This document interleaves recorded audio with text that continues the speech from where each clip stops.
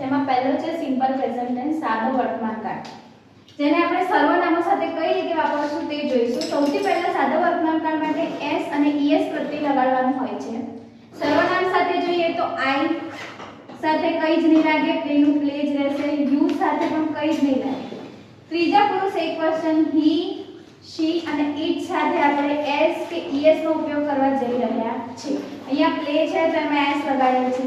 એ જ રીતે we, you, they માં ક્રિયાપદ એનું એ જ રહેશે. વર્તમાન કાળની અંદર ત્રીજા પુરુષ એકવચન he, she અને it સાથે જ s કે es પ્રત્યય લાગશે. બાકી બધા સર્વનામોમાં ક્રિયાપદ તેનું તે જ રહે છે. For example Pinky live in Goa, તો પિંકી she માં આવે છે અહીંયા એટલે એની સાથે લીવ માં s એડ કરેલ છે. Pinky lives in Goa.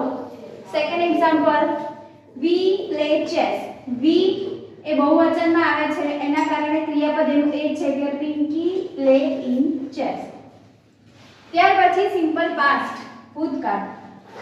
Simple past ની અંદર બે ભાગ જોવા મળે છે, રેગ્યુલર વર્બ, ઇરરેગ્યુલર વર્બ. હવે આ રેગ્યુલર ઇરરેગ્યુલર વર્બ શું છે? રેગ્યુલર વર્બ એ છે જેમાં ડી, ઈડી, આઈઈડી પ્રત્યય લાગશે. ઇરરેગ્યુલર એ છે જેમાં આખો શબ્દ બદલાશે. ગો નું વેન્ટ થશે, શી, સો, એ રીતે કેચ, કોટ એવા અલગ અલગ શબ્દ બદલાશે.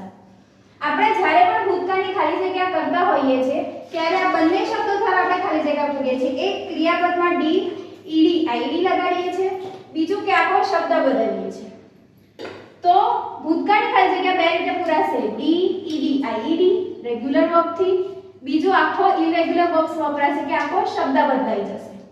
For example he helps his friend, વર્તમાન કાળનું વાક્ય છે એટલે અહીંયા s લગાડેલો છે. એને આપણે ભૂતકાળ કરીએ તો he helped, ઈડી લાગી જશે, helped his friends. એ જ રીતે આ ઇરરેગ્યુલર વર્બનું છે, નેહા go to temple, તો અહીંયા ઇરરેગ્યુલર વર્બ go નું પેન્ટ થઈ જશે, આખો શબ્દ બદલાશે. હવે જોઈએ ફ્યુચર ટેન્સ, સિમ્પલ ફ્યુચર ભવિષ્યકાળ, જેમાં આપણે will અને verb નો ઉપયોગ કરવાના છે. ક્રિયાપદની આગળ સારી રીતે ખાલી will લાગશે. For example servant clean the room, તો ક્રિયાપદની આગળ ખાલી will લગાડવાથી ભવિષ્યકાળ બને છે. Servant will clean the room. Thank you.